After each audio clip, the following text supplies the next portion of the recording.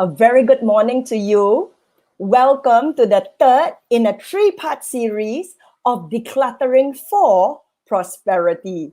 So for those of you who've joined the 10-day challenge, the 10-day declutter challenge, I'm sure you have experienced shifts, whether in your mindset, where you go against that familiar voice that justifies, don't do lah, nobody knows why bother, whether it's a load off, where one of the moms, and thank you for sharing, Mindy, she actually showed me WhatsApp 4 big plastic bags where she cleared because she was inspired. So good for you. Or whether you basically just have clarity from a more organized space. So kudos to you for taking actions towards your success. I'd love to read any stories you have, any questions you have. And given today is the 8th day, I'm so excited. So prior to this, I literally cleared out a drawer, and the sense of achievement is like, wow. So if you're running out of space, of things to clear, we're only 10 days worth of stuff to clear, be happy, because today I will be covering 5 different areas to clear for prosperity. The 5 will be physical space, which is what we've been doing, financial, knowledge, digital, and emotional spaces. And as we start this morning, I'd love to say a hi, to see a hi from you.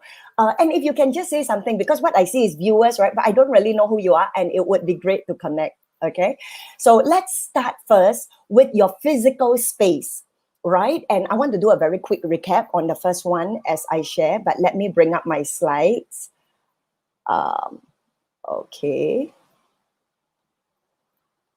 And if you can just say hi so I get a sense of who you are, that would be great. In me just connecting with you. Okay, this is the... Okay, so this is the first, right? Where we covered physical spaces. So very stark contrast you would see between the cluttered boxes and the very good space on the right?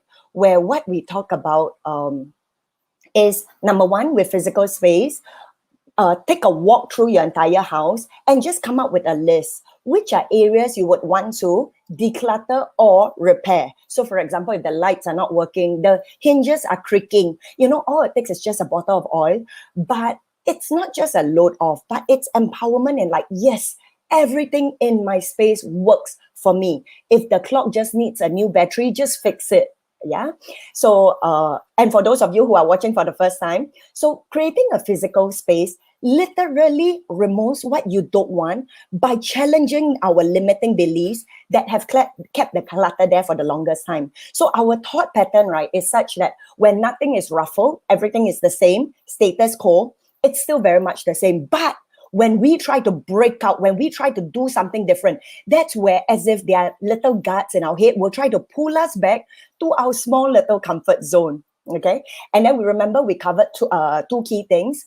What if I still need it? Or it's too expensive when I first bought it, too sayang, too wasted to throw. 2 common thoughts. And this, like what I wrote, it comes from the root of either fear, negativity, or scarcity. And as we take actions opposite of fear, negativity, and scarcity, we literally create the opposite, which is abundance, which is love, which is I'm worth it.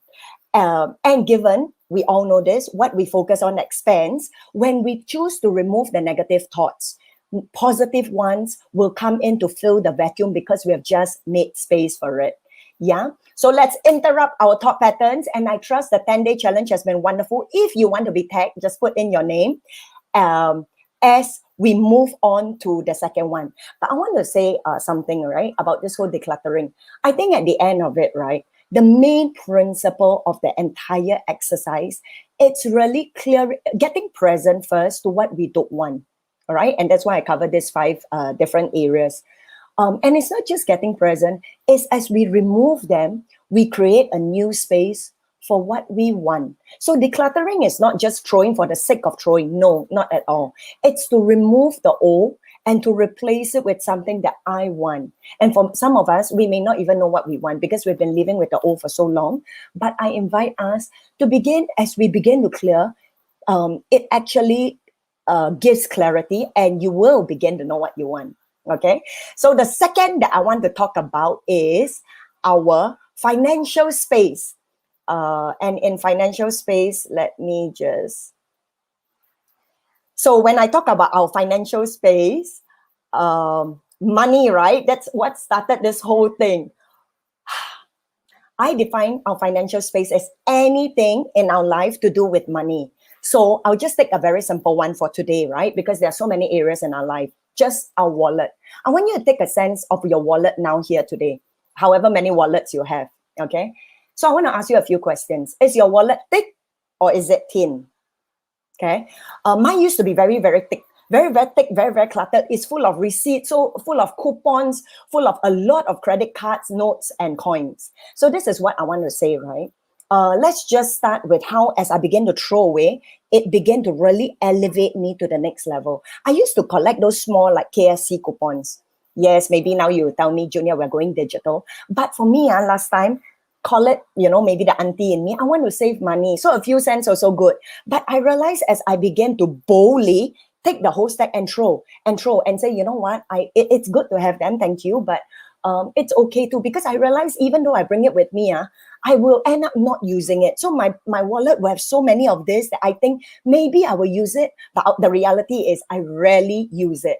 I realize that now where I am, as it shifts, right, as I do not have those coupons, is I begin to look at the menu and choose what do I want in the moment. In the past, my mindset was, which one got offer? And then I buy the one with offer. There's no wrong, there's no right, right? But I think instead of coming from the point of what has offer and what saves me money, coming from what do I want? And that is a more empowering space to be, because that comes from loving me, okay? And I'm not going to go into that for that. That's coupons. Receipts, clear it out. The receipts that don't serve you, that you don't need, clear it out, because our wallet is meant to attract wealth. So let's create the space for it. The other thing I want to talk about is credit cards. I don't know about you, but I used to have more than 20 credit cards. Why? Because to be very frank, I was always attracted by the free gift that they give every time you sign up a credit card, right? And even if there was no free gift, I always felt sorry for the salesperson. And that when the salespeople tell me, I get $5, I have a quota to hit, I was like, it cost me nothing to just sign up, fill up a form, give them my IC, photocopy, and I get to help someone. That used to be my mentality. Until what came back to me was I realized that, with all the many 20 over credit cards, I'm always missing on the annual fee. So there's an annual fee. So I'll be calling them because I hardly use 20. It's all for show, right? It looks nice, but it doesn't serve any function. I will call 10 minutes because they put you on hold. Sometimes they need to verify. 10 minutes of my time wasted, and that's just on one card on an annual basis. That's just one. And remember, because I have 20 cards, right? Because Junior is not organized, I will tend to forget to pay. So it's not that I don't have cash, right? It's just that I forget to transfer. And then there goes another 10 minutes of calling them. I'm so sorry. Can you waive the late fee and the finance charges, which they so far always do? But it's the hassle of calling them that eats into my time and my space. So what I did, I cleared it all. Really, one day, I just decided when the credit card company called me to tell me about some service charge or something, I said, you know what? I'm going to cancel the card. I went, I cut. And initially, it wasn't like I cleared all 15 of them one time. It was clearing a bit by a bit by a bit. But today, where I am is I only have 3 credit cards, and each of them for different purposes. There's so much clarity. My wallet is so much smaller. And for those of you, one trick to increase your finances, I don't know what you used to have inside your wallet. I didn't used to carry a lot of cash because fear again, right? Remember we talked about the limiting beliefs earlier. Scared my wallet gets stolen, or I lose my money, which I've done, lose my wallet. But now, so this is what I have in my wallet. So without anything, right? I just went to take to see how much I have. 2, 4, 6. Not yet 1,000, but this is an exercise, right, that I learned from a wealth guru, where basically what she said is, if we want abundance, the principle is, how does carrying a lot of money feel like to you? Okay, so to each of us, we have different thresholds. Some are very comfortable with carrying $2,000 around because they've been doing that their whole life. But if you look at those who are really rich, I remember bosses. I remember this guy, he took out from his pocket now a stack of $100 notes. And I was like, it's literally a stack. And I'm like, wow. So I began to try it. So if you want, try it. Just try it on, right? Initially, when I first had like $1,000 in my wallet, there was a bit of fear. It's like, oh my goodness, I have never carried $1,000. I mean, I've carried like 20,000, but that is into transport. But permanently in my wallet, close to $1,000, I was like, oh my goodness. But what began to shift, right, is I remember as I hold my wallet, I'm like, okay, I want this. I've got the cash for it. And it's literally a mindset shift. So I invite you, if you want, to try what I've just said, declutter your wallet today and bring in wealth, bring in cash. Together with that, I want to move on to the third one, which is what I call my knowledge space. Before I go on, if you have any questions, please type in your questions. If you agree, please give me thumbs up, because having some response is better than no feedback. Okay, so when I talk about knowledge, right, I love to learn. I've loved to learn since I was young, not academic, but I love to understand human beings. And that's why I did sociology in university, right? So in my house, there are many books, there are many videos, and given I've gone for so many courses, there are many materials. A lot of them are in files, right? Over the years. So I've got more than 50 if we really look at the individual files and my course notes and my materials. And this is where I want to say that how I decluttered is, number one, being selective. So while knowledge is not a bad thing, I want us to look at this quote that Einstein, I love Einstein, says, okay? He says, experience is knowledge. All the rest, just information. And I love what he says, okay? I'm going to read it again. Experience is knowledge. All the rest is just information. And what he means by that really is, at the end of it, we build up information, but information, when not the keyword is applied, is effectively useless. Okay? And I will go as far as to say, in our education system, it's called front-end loading, right? Where most of us study for the first 20 years of our life and spend the rest of our life working, okay? That's why it's called front-end loading. Yes, I love the Singapore system because they've introduced a lifelong learning institute where the heart is that we can continue to take ad hoc courses long after we graduate to make learning a lifelong habit. And that's something that I'm completely in line with. And yet, for me, my question is this: how much knowledge, or not knowledge, how much information do we really need? I used to have the shiny object syndrome. If some of you can identify with it, I got course here, teach me about marketing, I need that. I got top course, teach me 3 secrets, I need that. It's like everything I need, right? So a lot of input, because that's my natural strength. I love to learn. But at the same time, one day my husband was so pissed with me, right? Because I think in that particular year, I spent more than 30,000 just in 1 year, okay, on courses. And he was like, how has that made you a better person? And it really made me reflect. So instead of signing up for more courses, I chose to apply from the courses that I've learned. And that is where I want to challenge you, okay? With this thing, what I call the knowing-doing gap. So for a lot of us, there is that knowing-doing gap. Let me give you an example, okay? For those of you, I'm going to use a very simple one. We know so much, okay? And if we were to apply just a fraction of what we know, our lives, trust me, will be drastically different. So yes, you heard me. We don't need to go for more courses, literally, if we were to just apply. I give you an example. How many of you are not happy with your weight for now? Or your physique, right? Whichever, maybe your weight is fine, but for me, I want more toned arms, okay?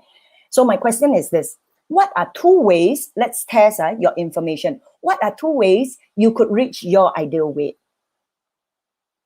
You would know, right? It's watching the food that we take in and exercising. So do either more or less of either. So yes, we know enough, but how many of us actually do it? And that is precisely why I say the biggest gap is 12 inches, right? They joke between the head and the heart, because the head knows what to do, but the heart, our past experiences, our limiting beliefs, causes us to stay stuck in where we are. If we can draw that connect and with the knowing, doing, remove the gap and begin to just do one a day. And that's why I created the 10-day declutter challenge. A lot of people, Junior, I know about decluttering. Yes, I know you know it as a topic. How have you experienced the benefits of it unleashed in your life? If you declutter like 10 days consecutively, just take 5 minutes a day.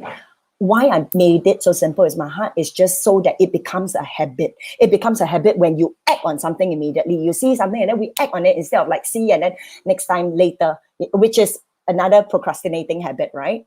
So so that is why, regardless of how you feel, I'm sure that for all of us, we all know that what changes our lives is really actions, not based on my feelings. And that is why Modern Asian Mother's tagline is transforming mindsets, one action at a time. Because if we were just to talk about mindset, it's going to be too abstract. And this other quote, I want to end the third point with Lao Tzu, a very famous Chinese scholar. What he says is, to attain knowledge, we add things every day.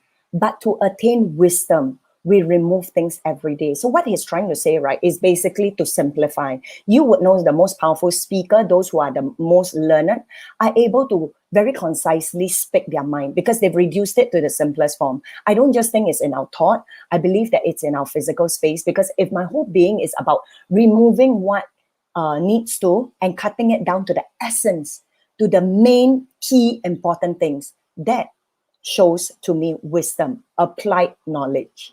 And moving on to the fourth one is what I call digital space.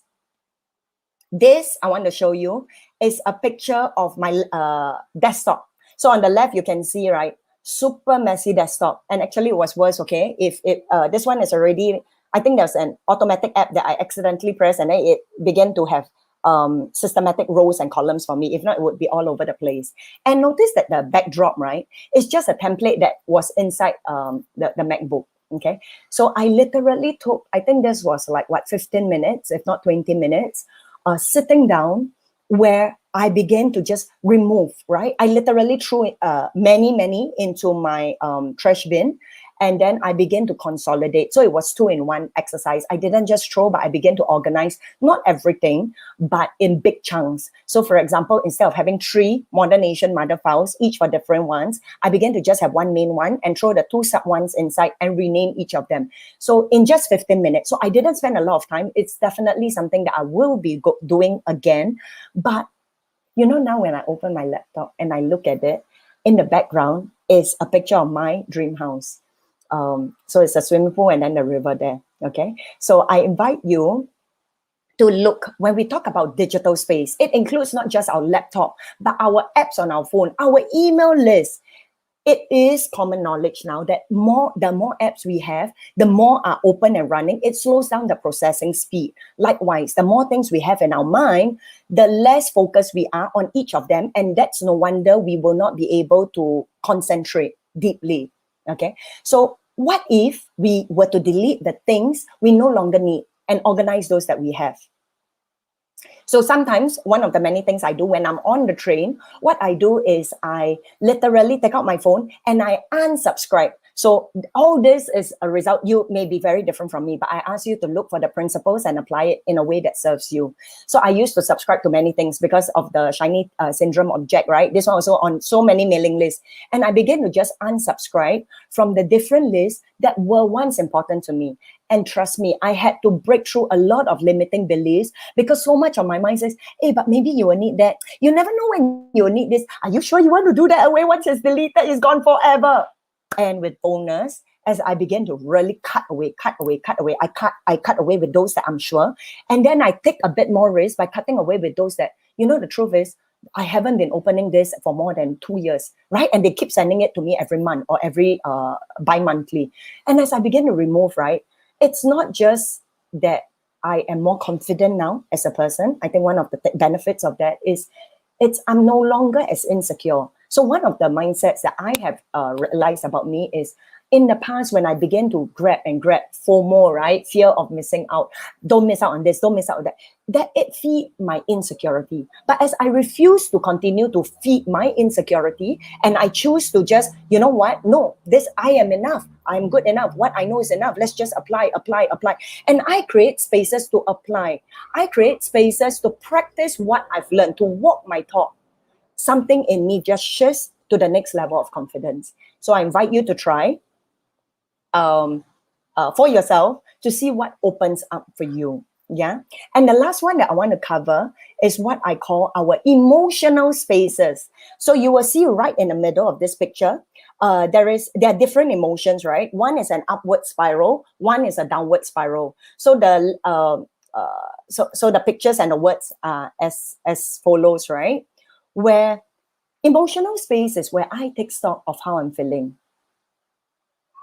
I want to ask you, are you aware of your default emotion? How are you feeling now? I am feeling excited because I get to share with people, and I love developing or just being a contribution to others. So I'm in a very good space now. But my question to you is, so how are you feeling now? Like, if you just get in touch, I'm a bit fill in the blank for you. And then my next question, how do you feel when you wake up in the morning? Right? Or how do you feel just before sleeping? Tonight, ask yourself, how am I feeling? Am I feeling accomplished? Because for me, so let me share. I used to, even though positivity is one of my strengths, right? I realized that I used to think so much, and so many of the thoughts were negative, that I was worrying without realizing that I was doing that every night before I sleep. I haven't done this, I haven't done that, I haven't done that. Oh no, I'm behind on this. And as all these negative thoughts begin to rehash in my mind, can you imagine the quality of my sleep? So a very simple emotions test, as I do now, is just touching my heart and asking me, how do I feel now? So for example, at 12 noon, I do have fixed times, right? Where I ask, how am I feeling now? Am I anxious? Do I feel like I've fallen back behind on schedule? Am I upset with my helper? You know, I just get present to my emotions. And then as I get present to my emotion, am I feeling inspired, resentful, worried, fearful? You see, the reality is many of us live with our default emotions for so long that it becomes it becomes so familiar. We're so used to it. My husband was sharing how he met this lady whom we sold our twin stroller to many years ago. Okay, so this is a stranger, but he could literally sense a heaviness around as she came to him, right? And as soon as she met him, she went on to tell my husband how sad her life was as a single mom, that she had to bring up 2 kids. And then, and that didn't stop, right? She went on to complain about a particular stain that he already told her that was there and that she could just wash off. The point is, in 3 minutes, just before, and he couldn't wait to just be away from her, right? It's like she's full of it and she doesn't even know. That is really her reality. I must really tell you my sad life. I'm a single mom. Don't have money, must bring up my kids. And that's her reality, you see? So as the thoughts, right, and the emotions, right, are constantly there, it's no wonder it becomes familiar for her. So I'm not here to judge anyone. I'm here to say that once upon a time in my life, I was angry. I was an angry mom. I was constantly shouting at my kids, at my husband, and I think I was most angry at me, right? And awareness is one of the key steps to identifying what is my default emotion as of now. And after we have identified it, it's literally to clear it. So you would look at the lady, right, on the left. So clear the negative on the right. So frustration, impatience, doubt, irritation, insecurity, guilt. These are lower energy emotions. And as we begin to clear, don't just clear, right? If you clear and leave the vacuum, that's not how nature works. Begin to choose, how do you want to feel today? And in probably another video, I will show how I created, where I helped my kids even identify how they were feeling. And after they identify how they were feeling, I had an emotion wheel, actually. I asked them, so where do you want to be, right? So it could be any emotion that serves you. It could be joy, love, passion, empowerment, enthusiasm, belief, even contentment, even chill. Whatever you choose, it's a space, it's an emotion that you can create as your default. So I would end with saying emotional clutter is our brain's version of living in a hoarder's house. As we clear out, and one of the ways we clear out by putting down the weight of the past. That's a lot of healing that I have been through. It makes us less stressed, volatile, and a lot more patient. So a few things we can do: journaling. That's something where I just express how I feel, to allow the subconscious thoughts to just be poured out instead of suppressing them in. Exercising. For me, I'm someone who I enjoy the endorphins that are released, okay, when I cycle or when I jog. Counseling, some with trauma, you may choose that. Meditation. So there are countless ways, and that's not the purpose of today. But if you know that, hey, my emotions are not in a space that I would ideally prefer, then choose to take actions, whether it's hanging out with a friend, right? Or changing your group of friends. For example, and we all know this, right? Our average emotion is the sum average of the 5 people that we hang around the most. We know that for money, but also emotions, right? So who are the people in your life now, if you were to look, that you're really upset with or a little irritated by? Because that is probably a familiar pattern. And as you deal directly with that particular relationship, as you clean it up, which is what I will probably be sharing next week when I go deep into relationships, because what my heart is about is really connecting parents with kids. So relationships, yeah. It really leaves you in a very good space, in a very, very good space. So release the baggages of the past, smile for the present, because as we are aware of our current emotions, we are creating the future. And with that, I want to thank you. You have a blessed start to your day. And this is Junior Tan signing off. You be blessed. Hi, Charlene. Hi, Megan. I just saw you. Have a blessed day and share this with your friends if it has been most useful for you.